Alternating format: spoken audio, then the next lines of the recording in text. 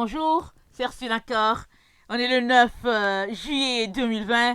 Alors je viens sonner la trompette une seconde fois aujourd'hui et je viens nous encourager, amen, à nous apprêter, non pas seulement spirituellement, mais aussi de manière pratique, amen.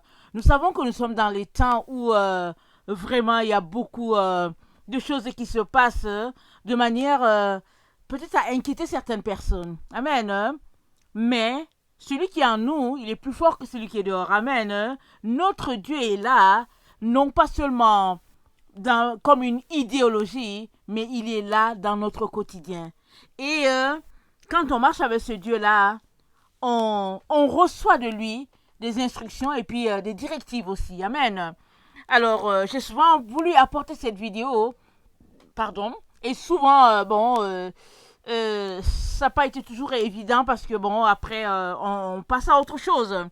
Mais là, aujourd'hui, je viens apporter une vidéo sur le pratico de pratique, comment on peut se préparer dans le domaine matériel. Amen. Hein. Alors, le proverbe 22, le verset 3, nous dit quelque chose de très important, intéressant. Alors, ça dit, l'homme prudent voit le mal et se cache, mais les simples avancent et sont punis. Amen. L'homme prudent voit le mal et se cache. Alors, il se cache où? Il se cache, ça fait référence au désert. Amen. Alors, quand quelqu'un se cache, c'est qu'il se met à l'abri.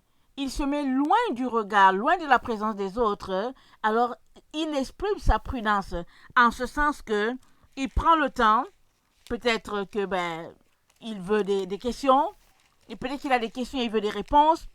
Peut-être qu'il veut tout simplement réfléchir à sa situation.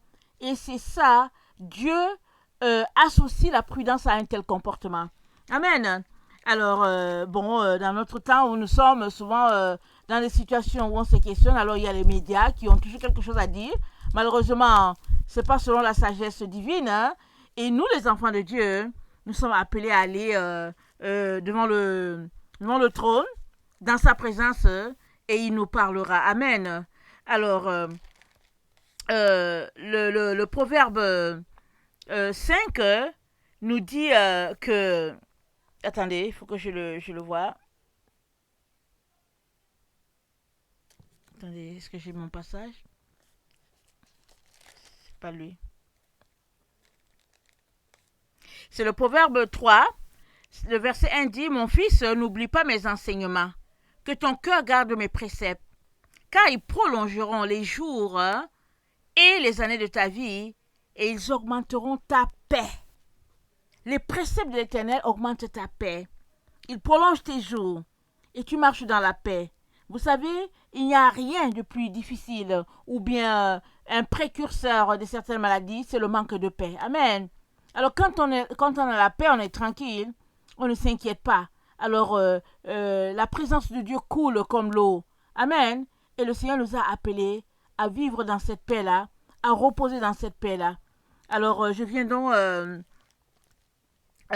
partager avec nous que après le Covid, qu'est-ce qu'il y a? Suite au Covid, qu'est-ce qu'il y a? Amen. Est-ce que le Covid est fini? Amen. Alors, on sait tous comment on a été surpris un jour de cette situation-là. Et puis, finalement, on est là dans une situation où ils disent que c'est un déconfinement. Mais il est très important qu'on puisse apprendre de ce qui s'est passé. Amen. C'est comme ça aussi que l'homme prudent agit. Il apprend de ce qu'il a vécu. Parce que l'expérience nous sert d'école. Amen. Alors, si on lit le proverbe 6, il y a une bonne école là que le Seigneur nous a donnée. Le proverbe 6, le verset 6 nous dit, va vers la fourmi, paresseux, considère ses voies et devient sage. Elle n'a ni chef, ni inspecteur, ni maître. Elle prépare en été sa nourriture. Elle amasse pendant la moisson de quoi manger. De quoi manger. Paresseux, jusqu'à quand seras-tu couché? Quand te lèveras-tu de ton sommeil? Un peu de sommeil, un peu d'assoupissement, un peu croiser les mains pour dormir, et la pauvreté te surprendra comme un rôdeur, et la disette comme un homme en armes. Amen. Alors ici, on parle de la paresse physique. Amen. Mais la paresse, elle est d'abord spirituelle. Alors, quand on considère la paresse spirituelle, elle t'amène à ne pas prier. Elle t'amène à ne pas lire ta Bible. Elle t'amène à ne pas chercher la face de Dieu. Parce que je peux te dire que chercher la face de Dieu, c'est du travail. Ça prend du temps. Ça prend de venir fouiller, chercher à entendre Dieu. Qu'est-ce qu'il a à me dire? Et le paresseux n'est pas prêt à cela. Parce qu'il se dit, voilà, je ne vais pas perdre mon temps. Et dans, je pense, 2 Timothée, je n'ai pas tellement le passage en tête. Timothée qui donne le conseil à son enfant, il dit, non, Paul qui donne le conseil à son enfant, Timothée, il lui dit, euh, étudie la parole avec du sérieux. Fais que tu sois compté parmi les gens qui étudient la parole, qui prennent le temps pour étudier la parole. Ça dit que, comment on appelle ça? Efforce-toi, c'est ça. Efforce-toi d'être éprouvé, c'est-à-dire un ouvrier éprouvé en train d'étudier la parole. On est appelé à étudier la parole, mes chers frères et chères sœurs. On doit s'efforcer. Quand même la situation est difficile, on doit s'efforcer. Et s'efforcer pour étudier la parole demande qu'on ait une vie organisée, loin des amis, de ce qu'on appelle amis, loin de tout ce qui est distraction. Et ça, c'est à toi de choisir cette voie-là. C'est à toi de décider comment tu veux orienter ta vie et comment tu veux gérer les choses. Et la fourmi, elle est un exemple parce que ça dit qu'elle n'a pas de chef. Amen. Mais elle s'organise. Dieu est en train de nous dire que tu peux t'organiser parce qu'il a mis en toi tout ce dont tu as besoin pour t'organiser. Amen. Alors, il y a eu un Covid qui a réveillé l'humanité à le temps dans lequel on se trouve. Il y a certaines personnes qui se sont retrouvées à ne pas avoir à manger chez eux. Et ça n'a pas été facile. Certains se sont retrouvés à aller dans les dépanneurs, les trucs, les magasins qui peuvent dépanner rapidement où le prix est cher. Et apprenons de cela en ce sens que faisons du stock chez nous. Si le stock peut nous donner de toffee pendant 6 mois sans aller dans un centre commercial, tant mieux. Ça peut nous donner de toffee 12 mois sans aller, tant mieux. Parce que je peux vous garantir que c'est une situation qui va encore se répéter. Amen.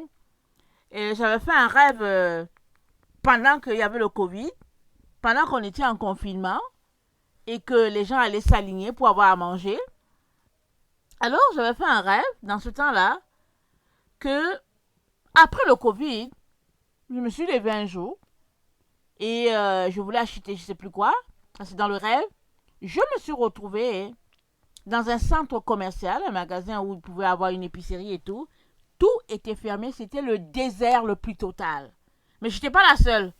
On se regardait, on était nombreux, on se regardait. On s'est dit, mais qu'est-ce qui s'est passé? Est-ce qu'on a échappé quelque chose? On a manqué d'être au courant de quelque chose. C'était la consternation.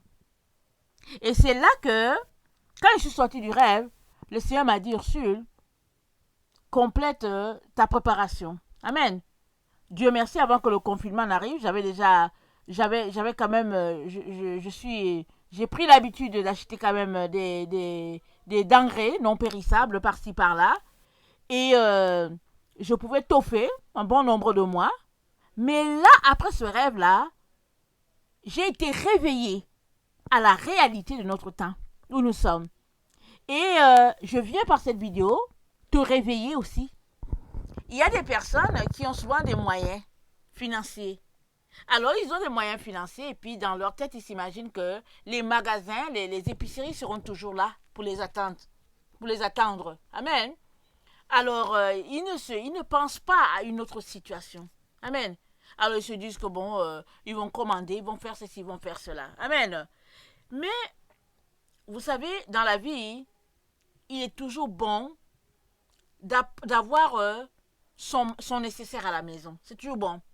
Alors, je viens donc vous encourager à apprendre de la fourmi qui a amassé pendant l'été et quand les temps difficiles sont venus, elle avait de quoi manger. Rappelons-nous le récit de la cigale et la fourmi.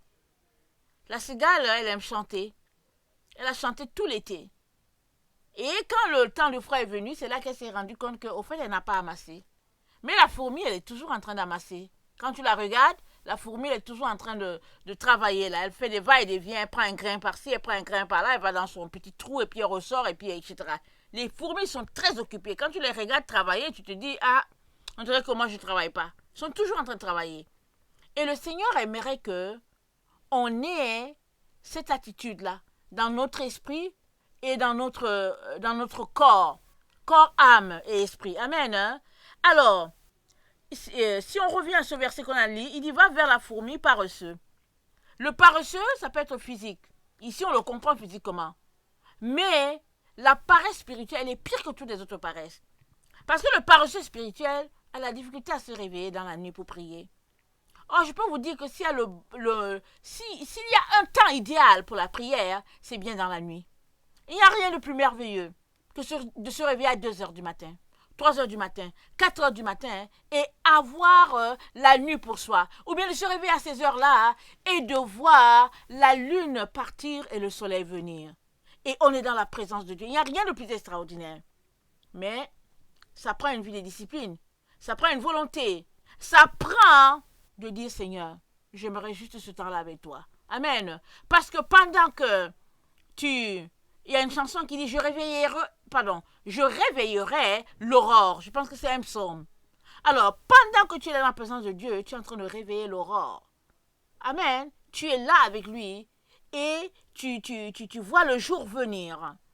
Et c'est là aussi souvent que tu reçois beaucoup de choses qui te sont communiquées. Amen. Alors, c'est dit le verset 10, un peu de sommeil, un peu d'assoupissement, un peu croiser les mains pour dormir et la pauvreté te surprendra. Ici, évidemment, il parle de pauvreté peut-être matérielle, on peut dire comme ça, mais s'il y a une pauvreté qui est la pire de toutes les pauvretés, c'est le fait de ne pas se connaître. Amen. Si tu ne te connais pas, tu es la personne la plus pauvre de la terre. Parce que tu ne sais pas par où te tourner pour pouvoir accomplir ce que Dieu t'a confié sur la terre. Amen. Et tu te connais comment? C'est dans la prière que tu te connais. C'est dans le renoncement à soi que tu te connais. C'est dans une vie où tu es constamment dans la présence de Dieu. C'est là que tu apprends à te connaître. Et le paresseux n'est pas prêt à cela. Parce que s'il a un travail séculier, qu'il est capable de se lever parce que en contrepartie on lui donne un salaire, il n'est pas prêt à se lever pour son Dieu. En ce sens-là, il est paresseux. Et le Seigneur nous interpelle à ces moments où nous sommes à sortir de la paresse spirituelle. Parce qu'elle va nous voler notre couronne. Amen. Elle va nous voler notre couronne. Que le Seigneur nous donne vraiment d'aller de l'avant dans notre souci de mieux le servir. Parce que tu le sers mieux quand tu te connais toi. Amen. Alors, dans Genèse, le temps dans lequel nous sommes, nous avons vécu le Covid et puis bon, il parle d'une deuxième séance ou bien séquence ou bien quelque chose de ce genre. Mais nous devons savoir que c'est un problème vieux comme le monde. Amen. C'est un problème vieux. Il y a eu des maladies et puis il y a toujours des cas de maladies sur la terre et tout. Mais ici, le Covid a envoyé aussi le manque en ce sens que les gens n'ont pas stocké. Amen. Et le Covid envoie aussi à la famine. Alors, c'est une situation qui s'est passée du temps de Joseph.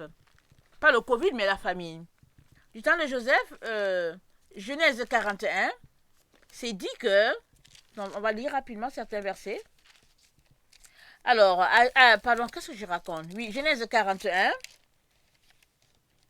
le verset 47, ça nous dit ceci.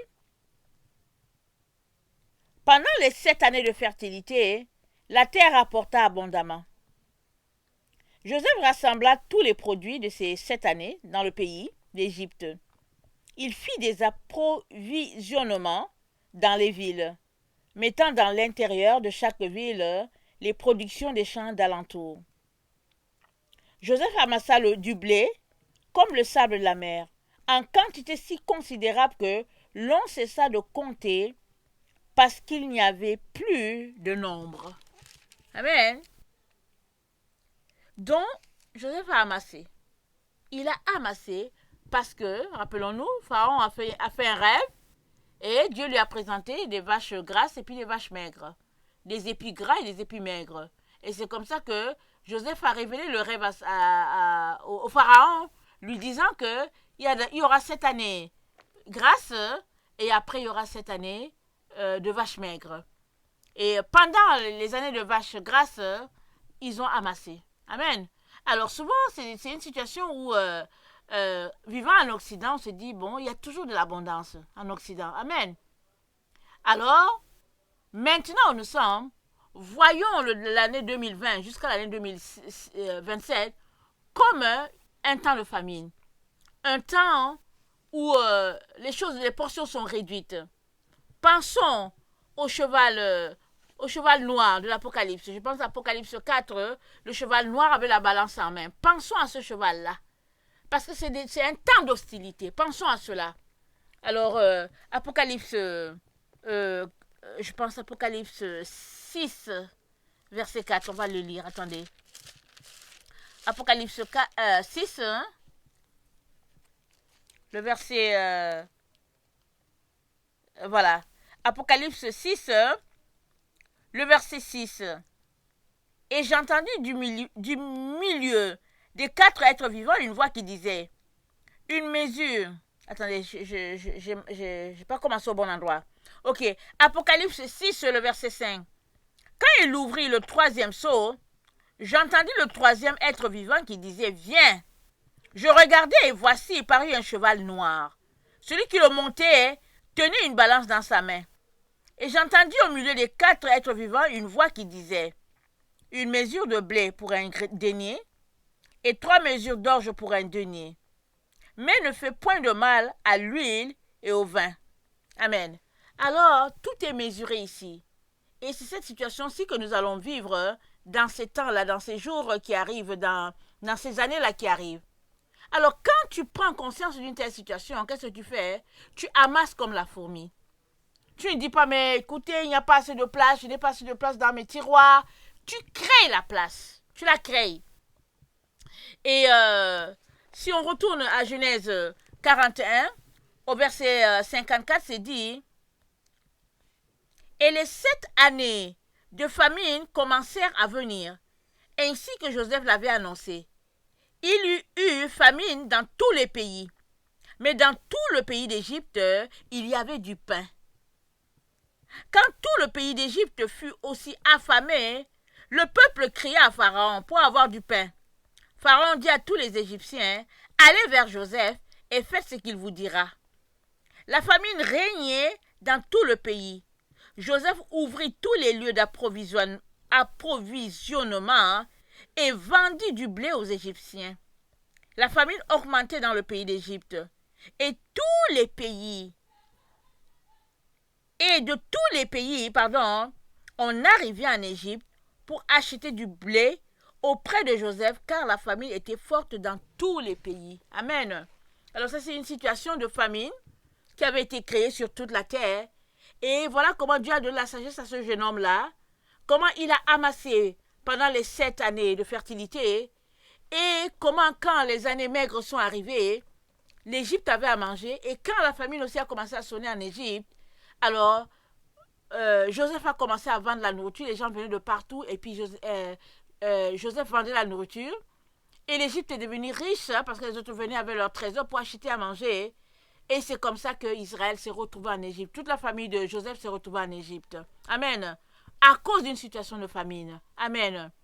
Alors ici, on voit la sagesse de Dieu. Dieu qui a parlé à ce jeune homme-là, il avait prévu cela, il voyait ça venir. Et Joseph a été envoyé en avant pour sauver sa famille. Amen.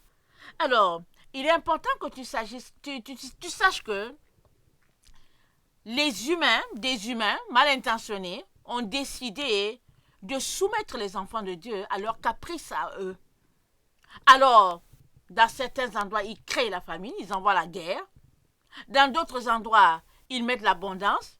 Mais là où nous sommes maintenant, ils ont décidé d'envoyer aussi le resserrement, dans le sens ils ont décidé d'envoyer la famine dans la vie de plusieurs, en ce sens que quand tu vas dans les épiceries maintenant, les tablettes sont vides, c'est comme s'il manquait assez de nourriture, mais ça c'est dans un petit, c'est permis, ou bien ils le permettent dans un laps de temps, parce que bientôt ils vont encore fermer les épiceries pour créer le manque, pour créer la rareté. Parce que quand tu soumets un peuple à la rareté, alors tu l'amènes à faire ce que toi tu veux. Et c'est ça qu'ils veulent.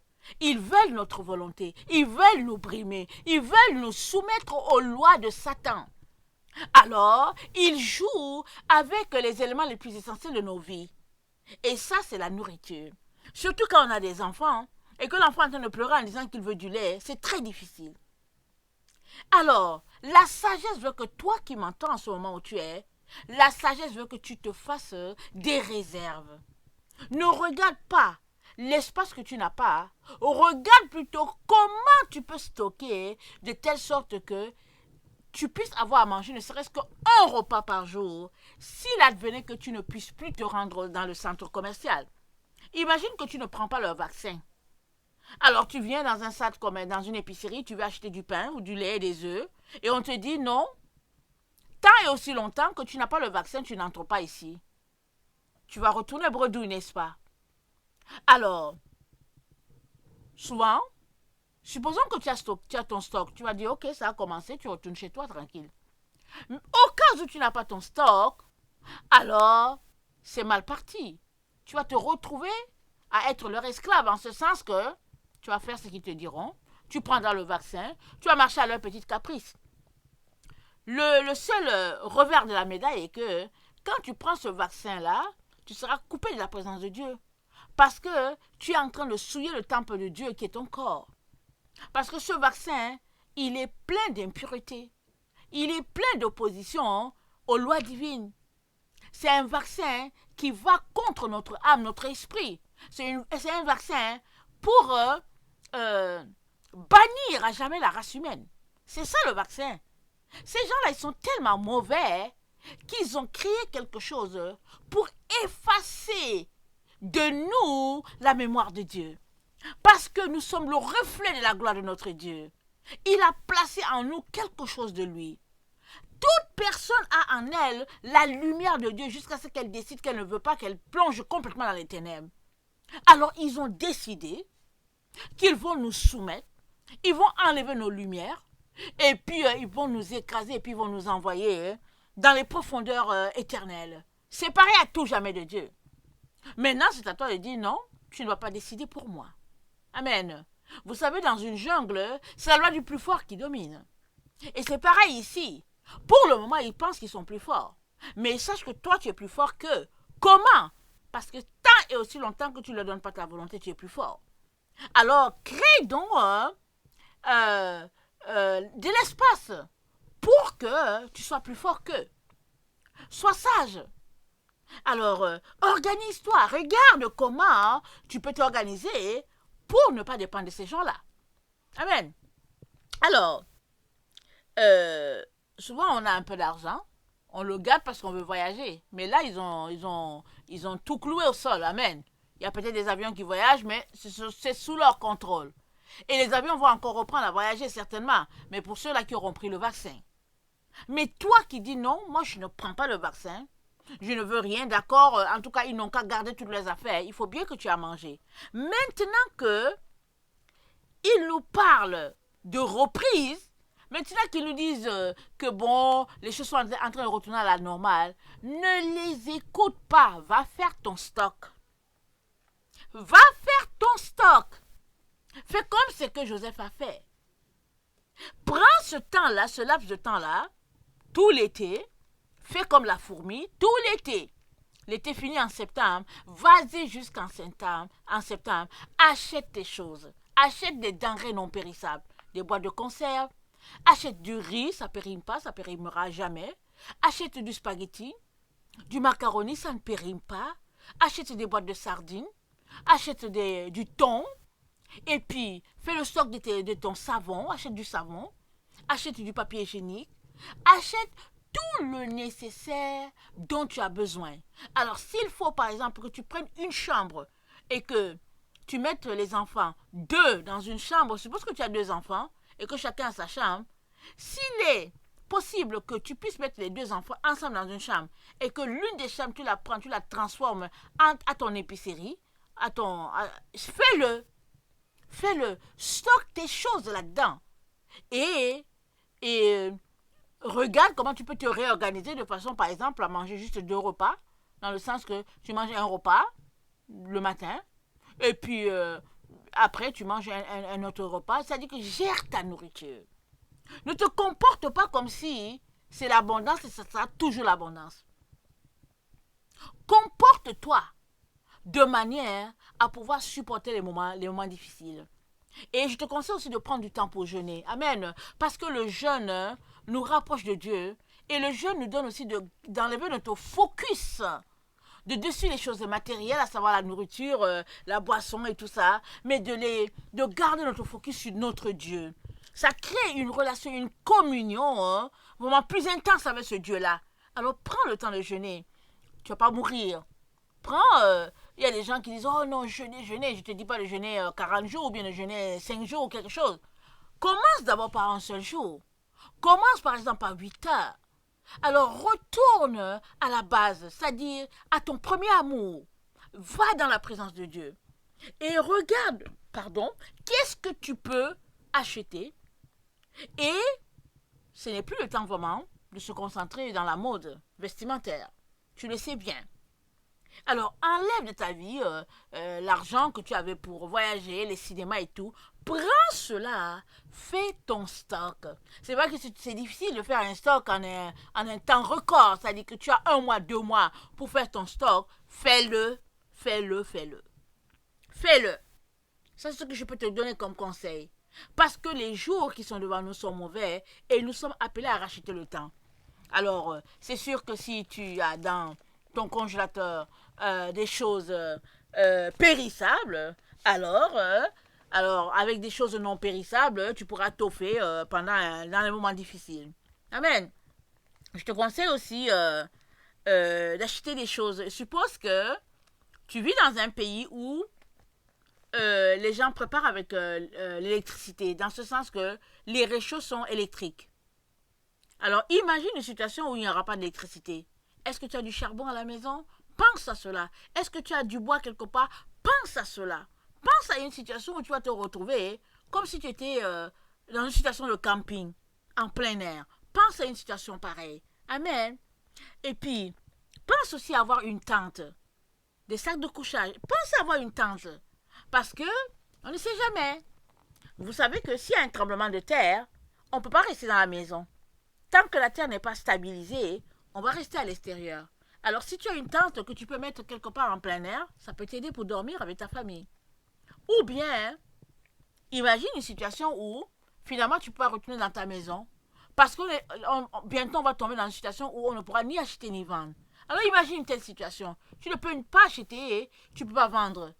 Or, tu dois payer ton hypothèque. Alors tu seras obligé de plier bagage, n'est-ce pas? Tu seras obligé de quitter. Alors, pense à une situation comme ça et une solution B. Amen. Alors, et des sacs de couchage, et des situations où, s'il arrivait que tu ne puisses pas rester dans la maison, comment tu pourras t'offrir? Et puis, regarde autour de toi et prie, le Seigneur va t'aider. Il va te diriger. Amen. Fais tout simplement, fais tout pour ne pas être à la merci de ces gens-là. Parce qu'ils sont très, très méchants.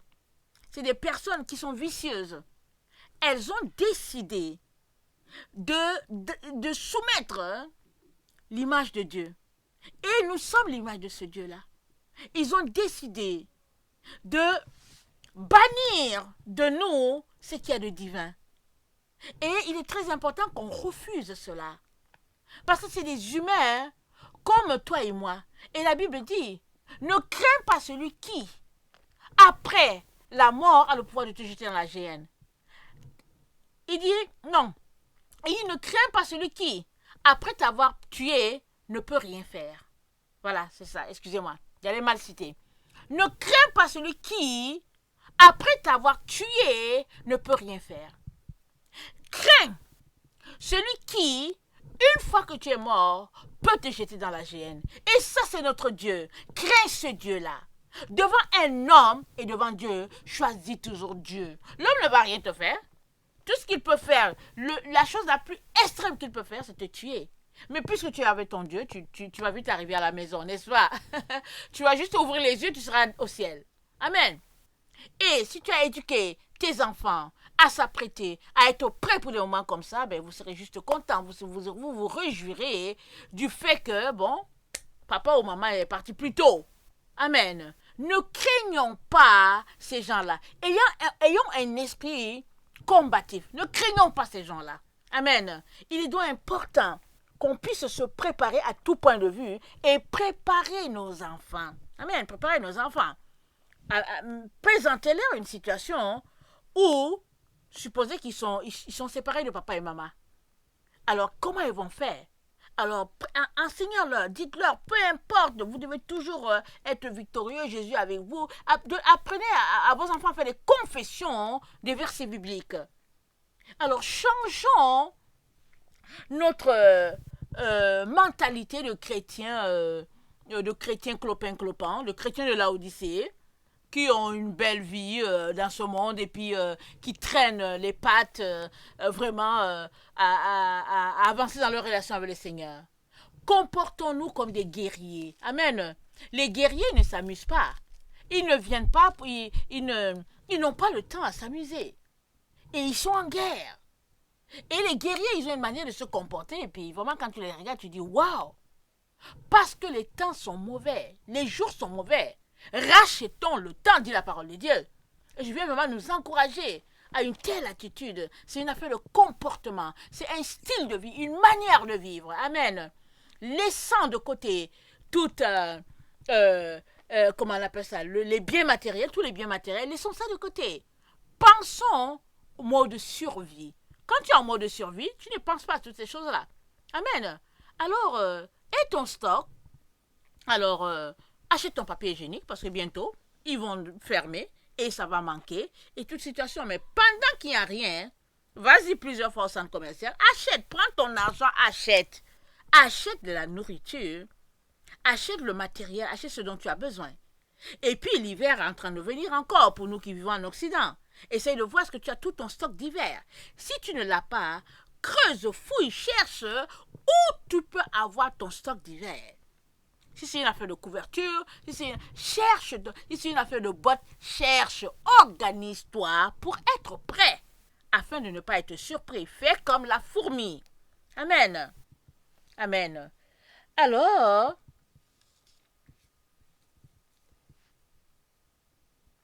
Alors, les Illuminati sont en train de mettre en place leur plan sordide. Amen. Ils ont un plan et ils s'imaginent toutes sortes d'histoires.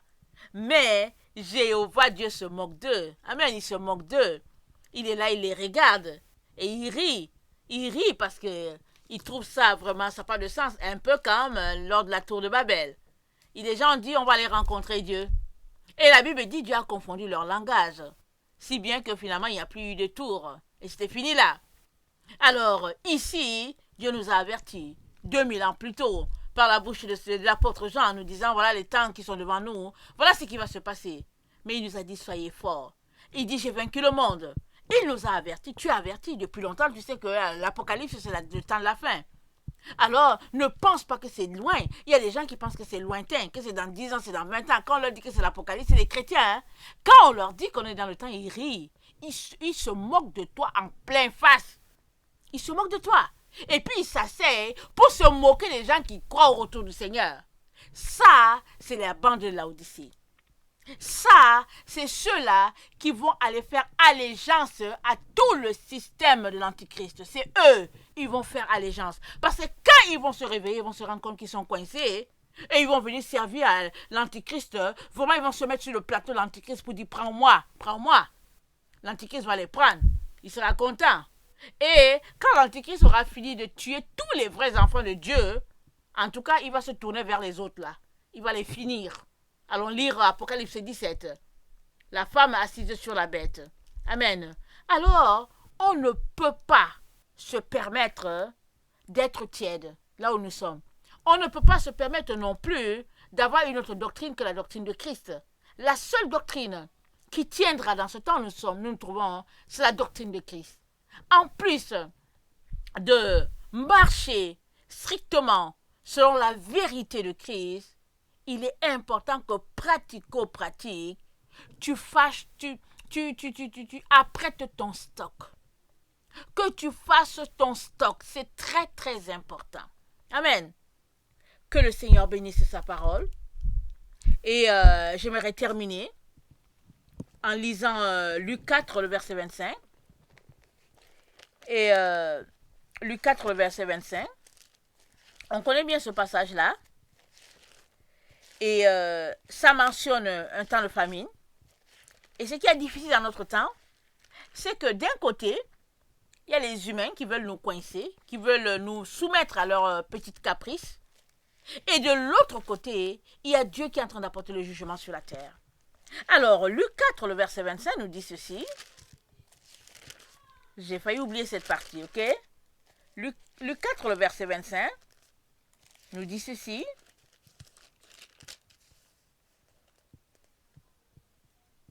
Je vous le dis en vérité, il y avait plusieurs veuves en Israël du temps d'Élie, lorsque le ciel fut fermé 3 ans et 6 mois, qu'il y eut une grande famine sur la terre. Ça, c'était du temps d'Élie. Amen. Alors, il y a eu une famine. Et ça va encore se passer. Le verset 26 dit, et cependant, Élie ne fut pas envoyé. Pardon. Et cependant, Élie ne fut envoyé vers aucune d'elles, si ce n'est vers une femme veuve à Sérepta, dans le pays de Sidon. Amen. Élie a été envoyé à Sidon. Mais il y avait une famine, ça a duré 3 ans et demi. Mais qui a envoyé la famine 3 ans et demi? C'est Élie. Il était le prophète. Il prophétisait les oracles de Dieu. Parce que il y avait Akab et puis sa femme Jézabel qui avaient pollué le pays avec leurs idolâtries. Et c'était un temps de jugement. Et Apocalypse 11 nous ramène le même tableau parce que Dieu est en train de juger. Nous savons déjà que Dieu est en train d'exercer son jugement. Hein. Mais souvent, on semble confus parce qu'on ne sait pas où est Dieu, où est la main de l'homme, de la méchanceté de l'homme. On ne voit pas. Mais, pour le moment, on n'a pas encore goûté la colère de Dieu. La colère de Dieu va se manifester quand il aura mis ses enfants à l'abri. Mais avant que tout cela arrive, Apocalypse 11 nous brosse le tableau de ce qui va se passer sur la terre, parce que les témoins de la fin vont prophétiser. Et ils vont aussi envoyer la famine sur la terre, parce que dans un jugement, le jugement commence par la maison de Dieu. La maison de Dieu, les enfants de Dieu, au fait, seront jugés pour leurs actions, pour le fait que, au fait, est-ce qu'ils marchent selon Dieu ou bien est-ce qu'ils marchent sur leur caprice à eux? Alors, Apocalypse 11 nous dit ceci. On me donna un roseau, semblable à une verge, en disant, lève-toi et mesure le temple de Dieu, l'autel et ceux qui y adorent.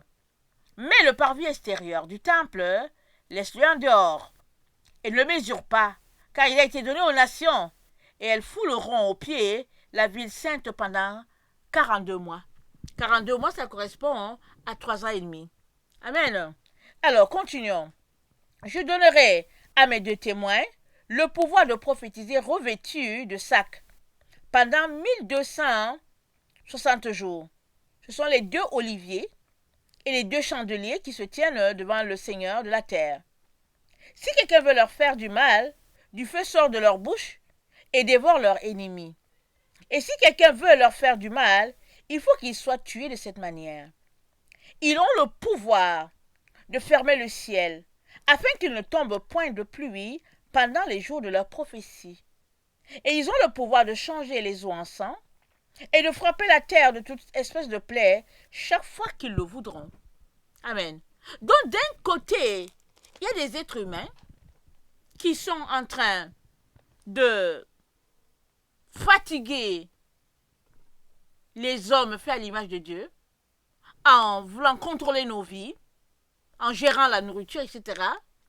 Et de l'autre côté, il y a le jugement. Alors, si tu as tout ton stock, si tu as, on ne peut pas dire que tu en auras assez ou bien tu auras tout, parce que Dieu sait comment ça va se dérouler, mais si tu as une bonne partie de ton stock, tant et aussi longtemps que les épiceries ne sont pas fermées, tu ne toucheras pas ton stock qui est à la maison. Tu vas aller à l'épicerie pour prendre le nouveau stock, c'est comme ça que ça marche.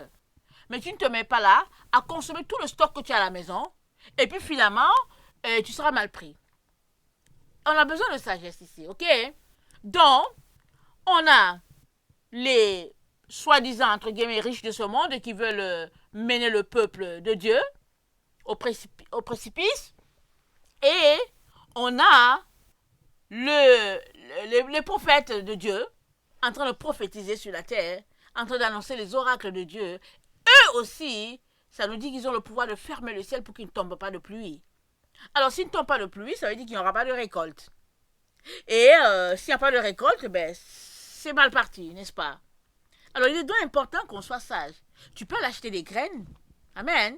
Des graines de tomates, les graines de concombre, les graines de citrouille, je sais pas, les graines. Tu achètes des graines. Et puis, bon, voilà, tu prépares tout ton matériel de telle sorte que tu puisses être capable d'avoir, au fait, de planter quelque chose dans ta cour. C'est important. Alors, c'est facile quand on vit dans un pays chaud. Amen. C'est facile. On peut devenir tous des jardiniers là-bas. Mais ça demande beaucoup d'ingéniosité si on vit en Occident. Amen. Ou bien dans un pays tempéré comme le Canada. C'est pas évident. Mais c'est toujours possible. Alors Dieu est celui-là qui nous garde, il est celui-là qui nous protège. Alors faisons-lui la première place dans nos vies, appelons-le au secours et ne nous trompons pas par notre raisonnement. Ne nous trompons pas par notre propre raisonnement. Mais allons-y avec sa sagesse. Demandons-lui de nous donner sa sagesse et il nous aidera à triompher, à traverser ce temps difficile-là dans la victoire. Amen. Que le Seigneur bénisse sa parole. Je vous aime beaucoup et Dieu davantage. Maranatha, et je reviens. Amen. Amen.